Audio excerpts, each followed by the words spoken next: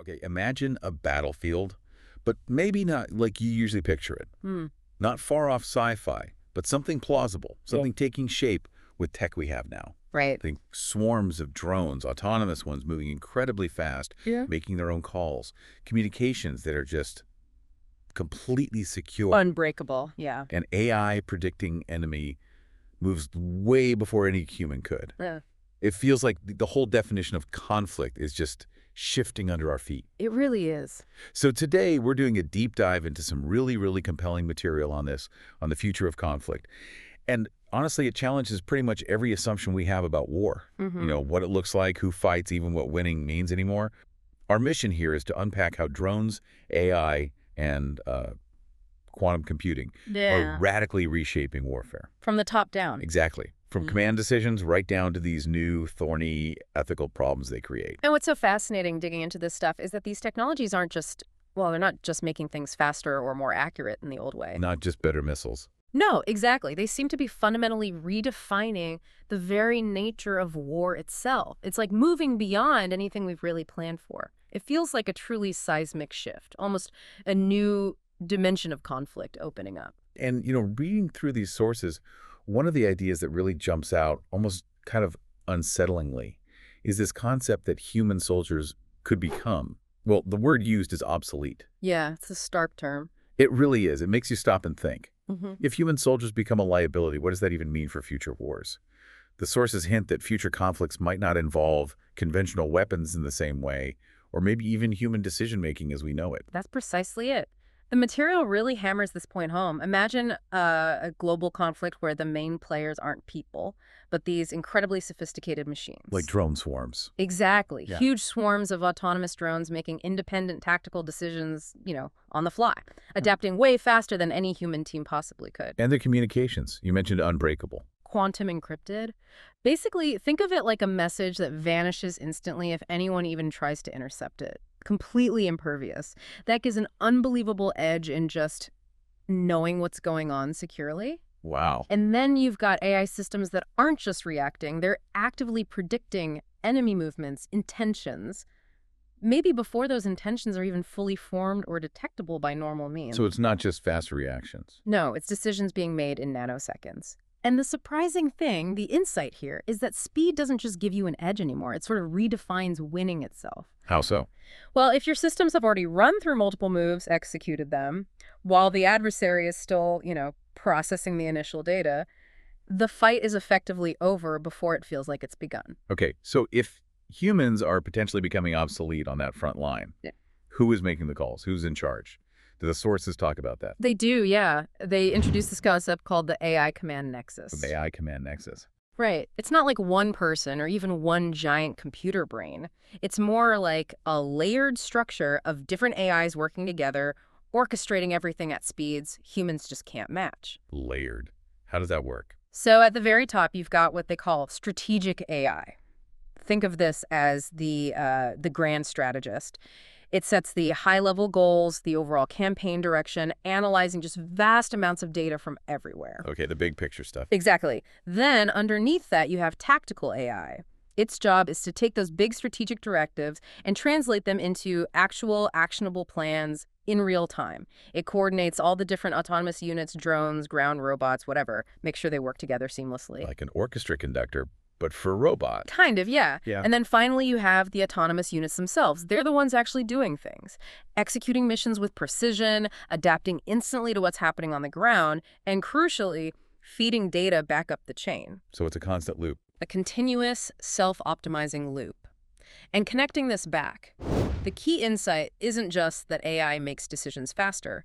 It suggests that maybe human-scale strategic thinking, our pace of thinking, could actually become a liability. Wow. That forces us to rethink what strategic genius even means if it's not human anymore. Mm-hmm. That is a lot to take in. And we're already seeing bits of this, right? The dawn of autonomous warfare, especially with things like swarm drones. Oh, absolutely. We've seen reports, experiments, coordinated drones for reconnaissance, even attacks with very little direct human control. Imagine skies full of those, acting like one entity. And the critical shift the sources point to is this move from human in the loop, where a person approves each action, Right. to human on the loop, where the machines are making lethal decisions potentially in milliseconds, and the human role becomes more about oversight, maybe intervening only if something goes wrong. So supervising the AI and not directing every move. Exactly. But this obviously raises a huge question. What about accountability? Yeah, I was just thinking that. When an AI system identifies a target on its own and decides to use lethal force, who's responsible? If no human gave that specific order in that moment, it's a massive ethical minefield we're only just starting to navigate. A really complex ethical problem, no doubt. But it sounds like AI's impact goes way beyond just the drones and the shooting. You said it's becoming the brain of the battlefield, optimizing everything. That's absolutely right. Its role is much broader than just direct combat. Take something like predictive logistics. Logistics, like supplies and stuff. Exactly. AI can optimize entire military supply chains, predict what resources are needed where, anticipate equipment failures, even spot vulnerabilities in the logistics network before they cause problems. It makes forces incredibly efficient, incredibly resilient, getting the right stuff to the right place at the right time automatically. Okay, so that's efficiency. What about defense and offense? Well, then you have adaptive cyber warfare. We're moving beyond just static firewalls and defenses. AI powers these self-learning systems. Self-learning. Yeah, they can launch really sophisticated cyber attacks and defend against incoming ones, and they're constantly evolving their tactics in real time. They spot vulnerabilities almost instantly. It's offense and defense happening at machine speed. A totally dynamic digital battleground. So it's not just defense, but active evolving attacks too. That's Yeah, a whole other level. it is. And then maybe the most unsettling part is cognitive warfare. Cognitive warfare. That sounds different. It is. Here, AI isn't targeting tanks or networks. It's targeting minds, psychological vulnerabilities, spreading disinformation, manipulating how people see the world, and doing it at a scale we've never seen before. That sounds insidious. Not bullets and bombs, but a fight for the mind itself. What's the main goal there, according to the sources? It is a really distinct and, frankly, a terrifying new front. Cognitive warfare aims to manipulate how individuals, even whole populations, perceive reality by influencing their beliefs, their attitudes, their decisions, all without any shots fired.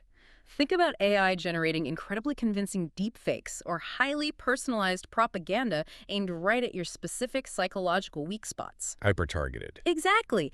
And it can spread this stuff instantly, massively. The primary goal, it's usually to sow distrust. Distrust in institutions, in the media, in leaders, to fragment society, polarize public opinion. Weaken a country from the inside. Precisely. Undermine its cognitive resilience, its ability to even agree on basic facts or work together. You make it impossible for people to trust each other or their own government. It's like causing an internal collapse without an invasion. Okay, so we've got AI transforming, command, combat, logistics, cyber, even perception. But the material mentions a third piece, right? Something almost unseen. Quantum technology, what does that bring to the table? Sounds mind-bending. It really is game-changing. Quantum physics opens up entirely new possibilities. The first big one is unbreakable encryption. We touched on that. Perfect security. Theoretically, yes. Quantum communication means sending information where the very act of somebody trying to eavesdrop automatically destroys the message. Impossible to intercept. Imagine the advantage for military intelligence, for command signals. Total secrecy. Okay, what else? Then there's advanced sensing. Quantum sensors are predicted to be so incredibly sensitive, they could detect things that are currently invisible. Like what? Like maybe detecting submarines from orbit by their tiny gravitational pull, or rendering stealth aircraft obsolete because these sensors could pick up minute disturbances they cause. Sensing the unsensible, it gives you a profound awareness of the battlefield. Wow, okay.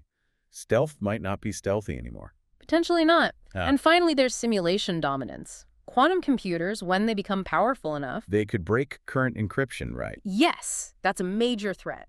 But they could also run incredible complex war simulations, far beyond what even today's supercomputers can handle. What's the advantage there? You could test countless strategies, predict outcomes with unbelievable accuracy, optimize plans. Essentially, you could fight the war computationally before it even starts. Find the optimal path to victory. So, unbreakable codes, seeing the invisible and predicting the future through simulation. If you put all that together. It suggests a force with near total information superiority, an almost insurmountable advantage, operating with knowledge and security others just don't have. That really makes the old lines of conflict seem almost quaint, doesn't it? Yeah. Thinking about armies on a field, clear lines between soldiers and civilians, the sources seem to say those lines are just blurring away. That's a critical takeaway, yeah. Those traditional distinctions become almost meaningless, and one huge implication is civilian vulnerability. How so? Because our societies rely on interconnected systems, power grids, communication networks, financial systems, they all become potential targets. AI-driven attacks on these could paralyze a whole region, cause immense chaos, hardship, all without a traditional military confrontation. It's weaponizing everyday infrastructure.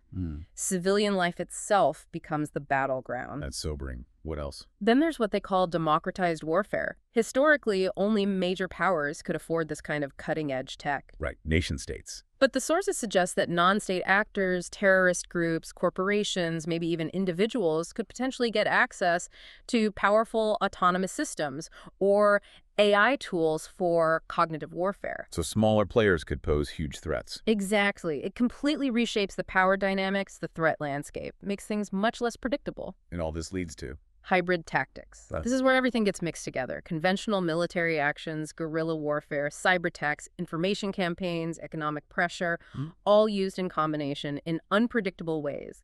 It really challenges traditional defense planning because you don't know what form the next conflict will even take. The sources give examples of these hybrid tactics, right? This isn't just theory. No, absolutely not. It's already happening. Think about cyberkinetic convergence. Okay, what's that? That's when you have, say, a digital attack shutting down a power grid or jamming communications at the same time as a physical military operation.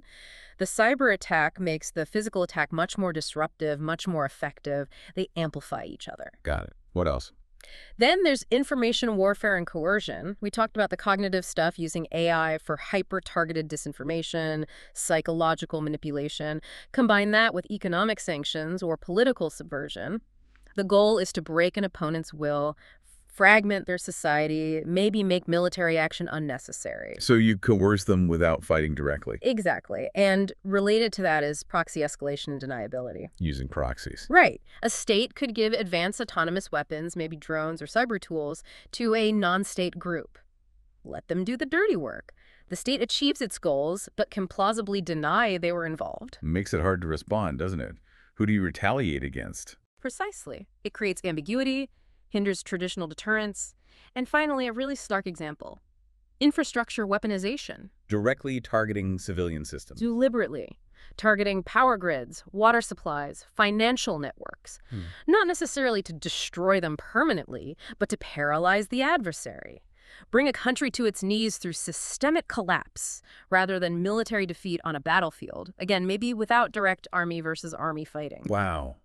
This deep dive it's painted a picture of a future battlefield that feels, like you said, almost inevitable, but also deeply, deeply unsettling. From human soldiers potentially becoming obsolete to these quantum advantages and these blurred lines where civilian life is the front line. It's a fundamental shift. It truly is. And the material really underscores that the choices we're making now, today, about developing and regulating these technologies, they're critical. They'll likely determine whether this power serves humanity or, well, leads us somewhere much darker. So what do? Regulation. That's a big part of it. The sources stress an urgent need for international talks, for new treaties, new norms of behavior around autonomous weapons, cyber warfare, cognitive warfare, trying to set clear boundaries before things spiral out of control. Before the tick outpaces our ability to manage it. Exactly. And beyond treaties, there's this need for societal resilience. We, as societies, need to adapt. That means education, understanding these new threats. It means hardening our critical infrastructure against these kinds of attacks. Building defenses for this new kind of war. Right.